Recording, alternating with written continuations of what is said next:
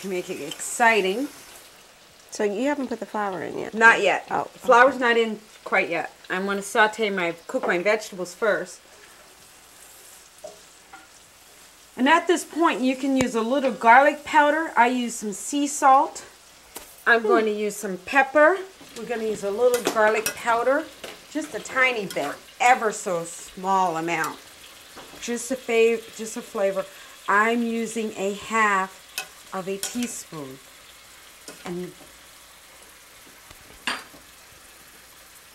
And you have to season. I'm going to use a little black pepper. Okay. I'm going to keep this true to tradition so no other spices will go in me. That cabbage looks good. Yeah, it looks great. Yeah, I want the onions to caramelize before I put my mushrooms in there. Reason for that is because the mushrooms hold a lot of moisture again and expels lots of water. And I want this gravy to be really nice and rich. So I'm going to use lots of butter, and I'm going to use half and half because we don't have any meat. No chicken, so the gravy will go over the rice, the gravy will go over your stuffing, and it just makes you feel better knowing that gravy is there. And you could chop these, but you know, I just break them up with my finger. They're too big like this. That seems to work. Okay. They've become translucent. So I'll just put some in here. Break up the big pieces.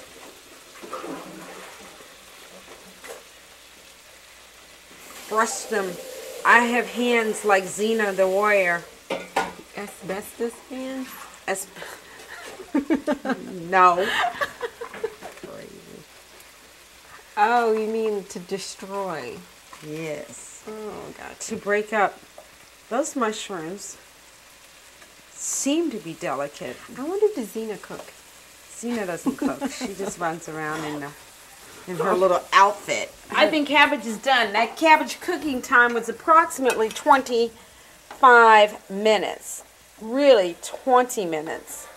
Give or take the size of your pan and the amount of food you were preparing. In my case, 2 heads cabbage. Oh, man. This is beautiful basmati rice. We added a little bit of butter to it at the end, only a teaspoon. You can omit that. That's not necessary. Perfect. Well, as you can see, she just followed the directions on the bag. What she did was add 2 cups of rice. Well, actually, that was 3 cups. Well, 3 of the small cups in there. So that was 2 cups. And the way I measure the water is I use from the top of where the rice is, I put this level of rice, the little section of my index finger, and it always comes out perfect. Yes. No matter how much rice you put in, it doesn't matter. If you forget, oh, I forgot if I put 2.5 cups in or 3 cups or whatever, it will always come out perfect.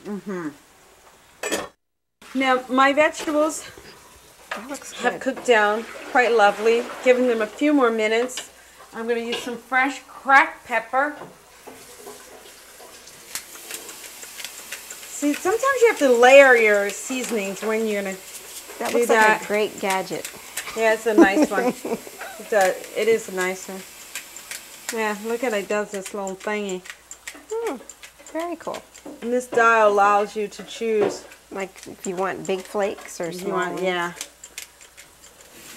The only thing is that when you're cooking a lot, having to keep squeezing it, so it looks cute, but is it workout? Right. Another workout. I rather freshly ground my pepper in one of the coffee grinder. And have it in a bowl from when I'm cooking like this, so I can just go to my bowl of salt instead of shaking and having to do everything, and just go to bowls and pinch and toss it in. That's how they do in Morocco. And my Moroccan friends, I love the way they cook because everyone cooks together. So I'm going to do a delicious Moroccan food feast one day as well. And you have to be there for that. Yeah. But I'm sharing these great secrets from around the world, of families from around the world, traditional cooking. This happens to be our heritage of being African Americans. We are we hold our food so dear to us because that's when the family came together and we united, we laughed, we sang, we talked family business, and we just enjoyed a good meal. So it wasn't a lot of money for parasailing for us. So food was the source of fun, and dancing and doing the soul chain line and creating dance for your aunts and uncles and your mom So and you pop. can work off the ham hocks. So you work off the ham hocks right there, right? So yeah, this is I grew up on this kind of food. So, But food is just so important to just your social upbringing and It is. all of that. it truly is. Food is so important. You're probably wondering what I'm doing right now. I'm going to turn this heat off for right now. I'm removing this because I'm going to put my flour in here. And this is just going to be set aside, and then I'll add it in once I get the roux started. And these smell so good. Is that regular flour, Lisha? It's unbleached flour, and it's whole wheat. Okay, it does look a little darker than Yeah, what whole you wheat. normally. But it's whole wheat grind and powdered, obviously. I'm going to use Now, because of that, will it take longer to cook, or it doesn't matter? well, it really doesn't matter in the time for this. I had to really think about that because I don't feel that it takes any longer. I'm putting a little bit more olive oil in there. You really literally have to cook the flour. And I'm going to add Or the gravy's going to just a little bit more butter over there. Yes. Let's throw a little of that butter in there. I'm cooking the flour, is what I'm doing. Use this about half that amount would be lovely. Here you go. I got it. Yeah. All right now, look at that.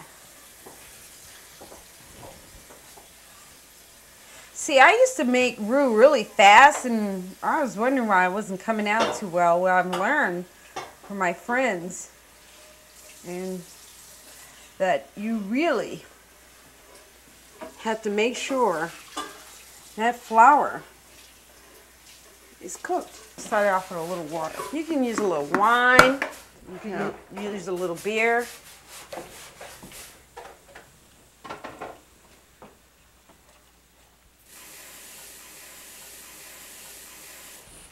Now that's Pinot Grigio, which I should chill and drink and have a glass, because at this point of preparing soul food, to keep from pulling out your hair, you should consume alcohol. But we let that be a choice. But if it's Sunday, you can't really drink unless you drink a church wine. Did you say church wine? Yeah, a confession wine, right? Oh. Grape wine. And you keep adding water to it until it loosens up. And then I'm going to switch over and want to add milk to make it creamy. Might need a little more. More water? Yeah, more water. I used 4 heapings of flour, which 3 would have been perfect. And, well, I like leftover gravy because you can always make a great cream of soup the next day. You have water there? Yeah. Thank you. I'm adding my half and half because I want this kind of creamy and rich and delicious. And you just, as it thickens up like that, that's when you know you need to add water. You can't put in a ton of water because you want to kind of keep it smooth, and the only way you can do that is allowing the moisture to cook out of it so you don't have lumps. And it's picking up all the seasonings that was in this cooked in this pot. This is a great base to a lot of recipes, actually. Oh, well, you can, you could at this point have like clam chowder, and you can add clams to this with chunks of potatoes and have a clam chowder soup with celery. This is the base to a great fettuccine Alfredo. Okay. Homemade Alfredo. Love Alfredo. Why? Because it's got butter. It's got butter and cheese in it. Cheese and... So I have a little wine, water, and half in here. And I'm going to add back to this, which has the olive oil and extra delicious. It's not a low-calorie meal. But you know, on Sundays, when you're giving thanks to the Lord for life itself, who can think about weight at this point? I'm going to use a little of this nutmeg for flavor again, because this is just wonderful.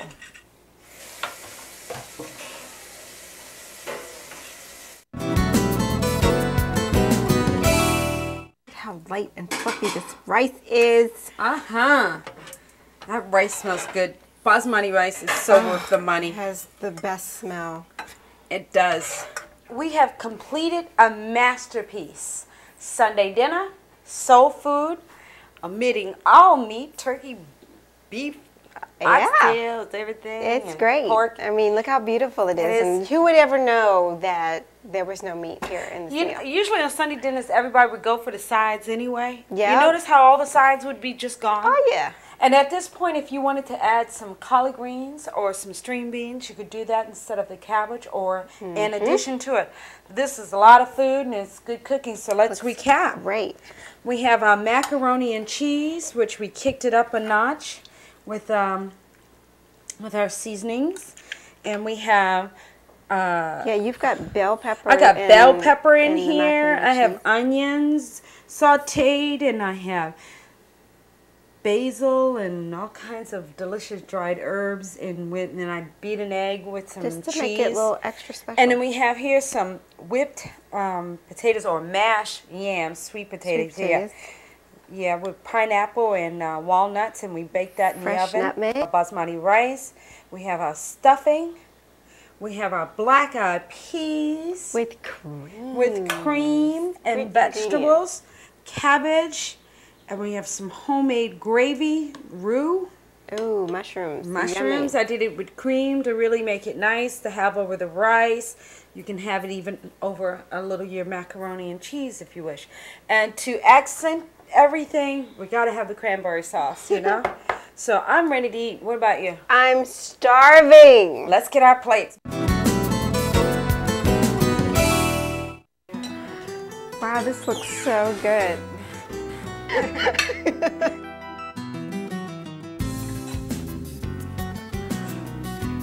The gravy on this rice is the bomb. Very good. It's good. Everything's great. Yeah, it's always the macaroni and cheese. You like the macaroni and cheese? Everything is just great. Here's the past, the present, and the future. Amen.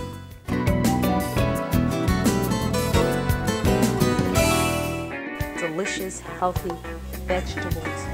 Vegetarian food doesn't have to be dull.